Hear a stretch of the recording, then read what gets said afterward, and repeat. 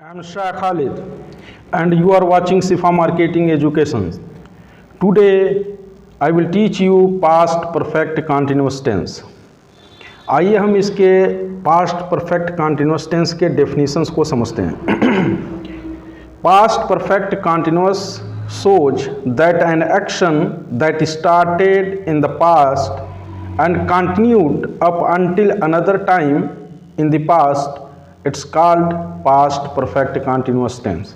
यानी कि पास्ट में कोई भी एक्शन शुरू हुई और एक लंबे ड्यूरेशन, एक टाइम पीरियड के फ्रेम में वो चली और उसी बीच में एक नया एक्शंस भी शुरू थी. जब एक्शन शुरू हुई तो पिछला एक्शन चालू ही थी, उसी को हम पास्ट परफेक्ट टेंस कहते हैं. आइए इसके आइडेंटिफिकेशंस को समझते हैं, इसके एग्जांपल्स को और इसके फार्मूलेशंस को. फिर इसके बाद ये डेफिनेशंस वगैरह सारे क्लियर हो जाएंगे, डोंट वरी.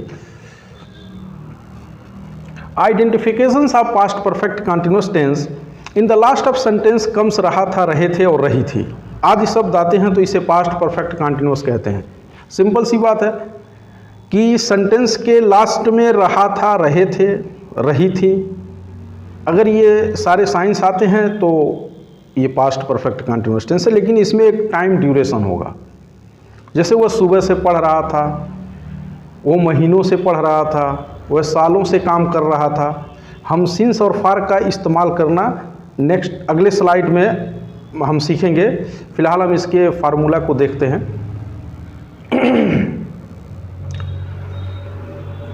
सबसे पहले इसके पॉजिटिव सेंटेंस के फार्मूला को देखते हैं. सबसे पहले सब्जेक्ट, फिर हैड बीन. जो हैड बीन जो है इसका वो हेल्पिंग वर्ब है.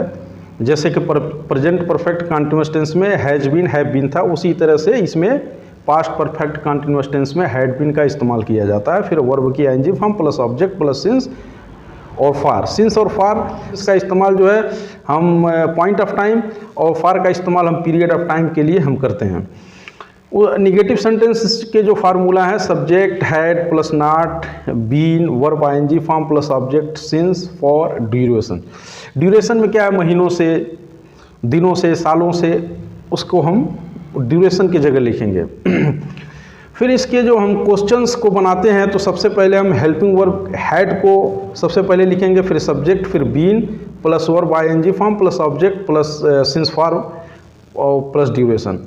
इसके इंट्रोगेटिव और निगेटिव सेंटेंस को हम देखते हैं तो had subject plus not plus been verb ING form plus object plus since for plus time duration. ये इंट्रोगेटिव सेंटेंस है. इस फार्मूले में हमें क्या याद करना है, एक तो इसकी हेल्पिंग वर्ब जो है हैड बीन है, चाहे वो सिंगुलर सब्जेक्ट हो या प्लूरल सब्जेक्ट हो, उन दोनों के साथ हम हैड बीन का इस्तेमाल करेंगे. चाहे ही है तो ही हैड बीन, या यू है तो यू हैड बीन, आई है तो आई हैड बीन. तो एक तो ये है. दूसरी ये है कि इसमें जो है वर्ब की आईएनजी फॉर्म का इस्तेमाल होगा. और तीसरा ये है कि सिंस फार. और सिंस फार जो होता है, सिंस जो है हम पॉइंट ऑफ टाइम और फार जो है पीरियड ऑफ टाइम. अभी हम उसको समझेंगे कि what is a point of time and what is period of time. आइए हम इसके एग्जाम्पल्स को देखते हैं. She had been dancing in park since morning. यानी वह सुबह से पार्क में नाच रही थी. इसको हम समझते हैं. सबसे पहले सब्जेक्ट सी, फिर उसके बाद क्या है हैड बीन जो हेल्पिंग वर्ब है, फिर वर्ब की आईएनजी फॉर्म है, फिर ऑब्जेक्ट है इन द पार्क. फिर उसके बाद सिंस का इस्तेमाल किया गया, फिर मॉर्निंग. चूंकि मॉर्निंग पॉइंट ऑफ टाइम है, क्योंकि वो सुबह से, ये क्लियर है कि सुबह से वो डांस कर रही थी. उसके बाद देखिए had you been weeping in separate room for hours, कि तुम क्यों घंटों से अकेली कमरे में रो रहे थे. यानी तुम अकेले कमरे में जो है घंटों से क्यों रो रहे थे. तो इसमें सबसे पहले हम जो है WH फैमिली जो होता है वाई, व्हाट, हाउ, व्हेन, इसको हम सबसे पहले लिखते हैं. फिर उसके बाद हेल्पिंग वर्ब हैड को हम लिखेंगे, फिर सब्जेक्ट को, फिर बीन को, फिर verb ING form plus object, फिर उसके बाद सिंस और फार. और यहाँ पे चूंकि ये पीरियड ऑफ टाइम है, जैसे घंटों से पढ़ रहा है, क्लियर टाइम नहीं है, इसलिए इसके एग्जाम्पल्स में हमने फार का इस्तेमाल किया. ये पीरियड ऑफ टाइम है, कीप इन माइंड, इसे आप रखें. आइए हम सिंस एंड फॉर को समझते हैं। Since is used for point of time, निश्चित समय के लिए, जैसे सुबह से, 1978 से, 2 बजे से, दीपावली से आदि शब्द। क्योंकि ये पॉइंट ऑफ टाइम है, एक निश्चित समय है कि 1978 2 बजे, ये भी एक निश्चित समय है। दीपावली एक त्यौहार है जो कि साल में एक मरतबा आती है, ये भी एक निश्चित पॉइंट है। अगर कोई कहे कि मैं दीपावली में आऊँगा तो इसका मतलब दीपावली हमें कन्फर्म मालूम होती है।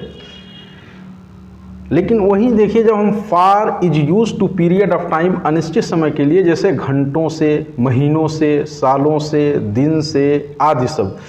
तो अब घंटों, जब भी हम पास्ट परफेक्ट टेंस को हम बनाएंगे तो जब भी अगर सालों से आएगा, महीनों से आएगा तो हम फार का इस्तेमाल करेंगे। अगर निश्चित पॉइंट ऑफ टाइम होगा, जैसे 1978 से, वह सुबह से या 2 बजे से, तो हम वहाँ पे सिंस का इस्तेमाल करेंगे। आई होप आपने इसे समझ लिया होगा। अगले सेशन में मैं फ्यूचर इंडेफिनिट के साथ आऊँगा। Thank you very much.